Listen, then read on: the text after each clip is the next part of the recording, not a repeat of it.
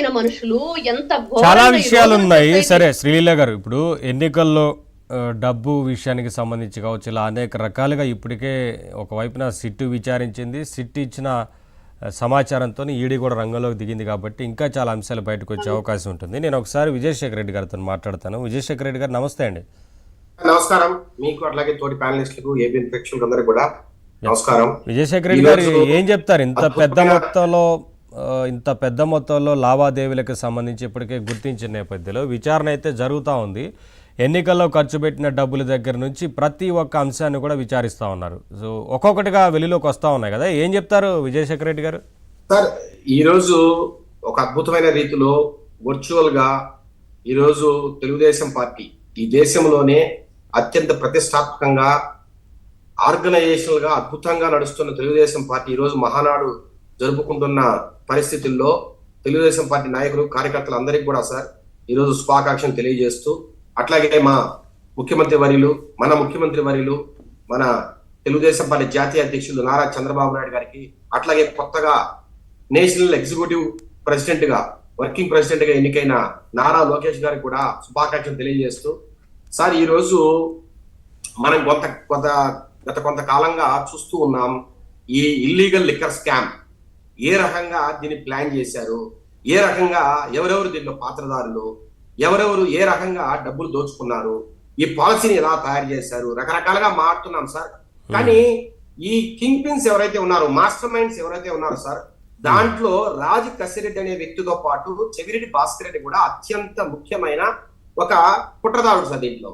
ఎందుకంటే sir YS Jaganmohan Reddy తరపున, అట్లాగే వైఎస్ భారతి గారి తరపున డబ్బులు కూడబెట్టడం కావచ్చు, డబ్బులు రకరకాల ప్లేసెస్ కు పార్టీ తరఫున సరఫరా చేయడం కావచ్చు, ఎలక్షన్ లో ఖర్చు పెట్టడం కావచ్చు, అట్లాగే సంపాదించిన అక్రమ సొమ్మును విదేశాలకు తరలించడం కావచ్చు.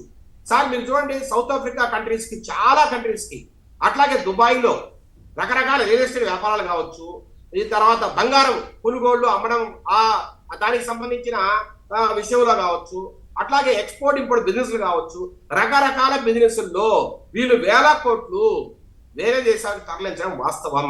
సార్ ఈ రోజు ఏదైతే ఈడీ క్వశ్చన్ చేస్తుందో, ఈ 62,85,00,000, 63,72,00,000, ఇది చాలా చిన్న అమౌంట్ సార్. సార్ మీరు చూడండి, కేవీఎస్ ఇన్ఫ్రా కావచ్చు, సిఎంఆర్ ఇన్ఫ్రా కావచ్చు, లేదంటే ఇంకొక కంపెనీ చూస్తున్నా నేను, చెవిరెడ్డి మునిరెడ్డి రోసెమ్మ ఇన్ఫ్రా, రకరకాల పేర్లు పెట్టుకొని రకరకాల కంపెనీలు వీళ్ళు స్థాపించారు సార్. ఈ కంపెనీలన్నీ కూడా 2020లో స్థాపించారు. 2020కి ముందర వీళ్ళకి ఏ బిజినెస్ లేదు. వీళ్ళు చాలా దారుణమైన పరిస్థితిలో ఉన్న చెవిరెడ్డి భాస్కర్ రెడ్డి పార్టీ డబ్బులు ఇస్తే పోటీ చేసే పరిస్థితి, రకరకాల వ్యక్తుల దగ్గర, వేమిరెడ్డి ప్రభాకర్ రెడ్డి దగ్గర, అప్పుడు వైఎస్ఆర్సీపీలో ఉన్న విజయసాయి రెడ్డి గారి దగ్గరనో, లేదా వేమిరెడ్డి ప్రభాకర్ రెడ్డి దగ్గరనో, లేదా రకరకాల వ్యక్తుల దగ్గర డొనేషన్ తీసుకొచ్చి ఖర్చు పెట్టి దాంతో గెలిచిన చెవిరెడ్డి భాస్కర్ రెడ్డి ఏ రకంగా ఒక్కసారిగా 2020లో 63,72,00,000కు ఈ భూములు కొన్నాడో తెలియజేయాలి. ఏ రకంగా వచ్చింది? అరేబియన్ గుర్రాలు ఏమన్నా మీరు ఎక్స్పోర్ట్ ఇంపోర్ట్ ఏమైనా చేశారా? లేదంటే బంగారాన్ని ఏమన్నా ఎక్స్పోర్ట్ ఇంపోర్ట్ బిజినెస్ చేశారా? లేదంటే అక్కడ అరబ్ దేశాల్లో దొరుకుతున్న క్రూడాయిల్ ఏమన్నా ఇండియాకి ఏమన్నా ఇంపోర్ట్ బిజినెస్ చేశారా? ఏ బిజినెస్ చేశారని చెప్పి ఇంత డబ్బులు చెవిరెడ్డి భాస్కర్కి వచ్చాయి? ఏ రకంగా వచ్చాయో వాళ్ళు సమాధానం చెప్పాలి సార్. అది చెప్పకుండా మేము కష్టపడి సంపాదించాం, మా కష్టార్జితం అని అన్నారు. ఏం కష్టపడ్డారు? ఎట్లా ఇంత డబ్బు వచ్చింది సార్? ఒకే వెందోడ్ అనే ఒక ఊర్లో 263 ఎకరాలు కొన్నారు సార్. నాకు తెలిసినంత వరకు 50-60 లక్షలు తక్కువ ఎకరా లేదు. ఇప్పుడు తిరుపతి చుట్టుపక్కల వడమాలపేట వరకు, శ్రీకాళహస్తి వరకు కూడా 50 లక్షలు, ₹1 కోటి తక్కువ ఎకరా లేదు ఇప్పుడు. అలాంటి 260 ఎకరాల భూమి ఎంత అవుతుంది సార్? కనీసం 130 కోట్లు అవుతుంది, కనీసం. అలాంటిది మీరు రిజిస్టర్డ్ వాల్యూ చాలా తక్కువగా చూపించి తర్వాత దాన్ని అరవిందో ఫార్మాకి అమ్మారు. దాంట్లో 13 కోట్లు మీకు డబ్బు వచ్చినట్టు చూపించారు.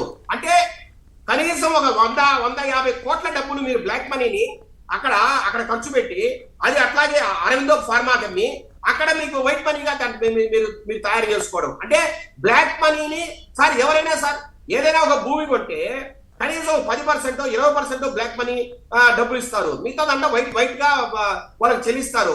అలాంటిది మీరు 63 కోట్లకు భూములు కొంటే 8 కోట్లు మాత్రమే ఎలా వైట్ మనీ చెల్లించారు? మిగతా డబ్బులంతా బ్లాక్ మనీ కాదా? 54 కోట్లకు మీకు బ్లాక్ మనీ ఎట్టించింది? అంత క్యాష్ మీ దగ్గర ఉండే ఆస్కారం ఏంటి? ఏం బిజినెస్ చేస్తే మీకు వైట్ మనీ వస్తుంది? సార్, ఈ రాష్ట్రంలో ఈ దేశంలో ఏ బిజినెస్ చేసినా, లీగల్ బిజినెస్ ఏం చేసినా కూడా అంతా వైట్ మనీగా వస్తుంది.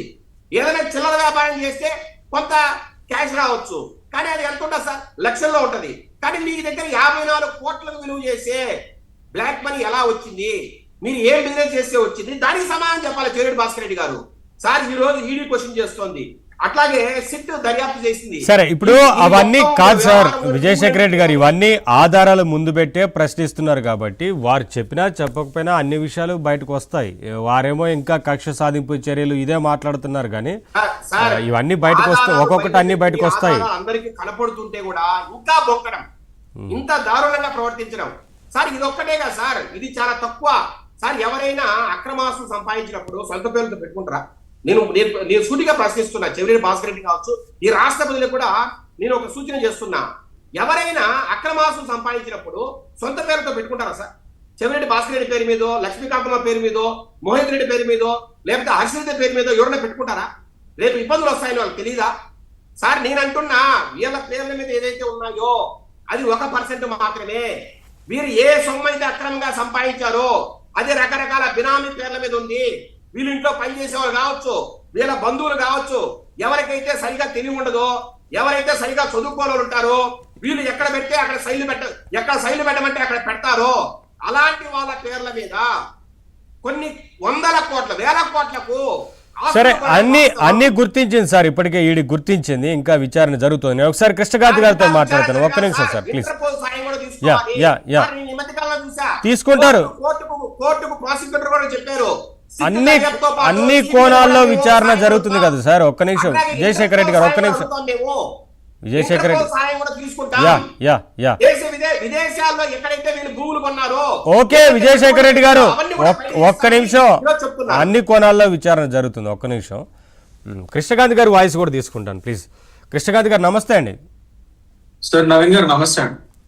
కృష్ణకాంత్ గారు ఏం చెప్తారు విచారణకు సంబంధించి? మనం అంతకుముందు లిక్కర్ స్కామ్లో ఉన్న నిందితుల విచారణ గురించి చాలా డిబేట్స్లో మాట్లాడాం. సిట్ విచారణ అయిపోయిన తర్వాత ఇప్పుడు ఈడీ రంగంలో దిగింది కాబట్టి అక్కడ ఉన్న సమాచారంతో ఈ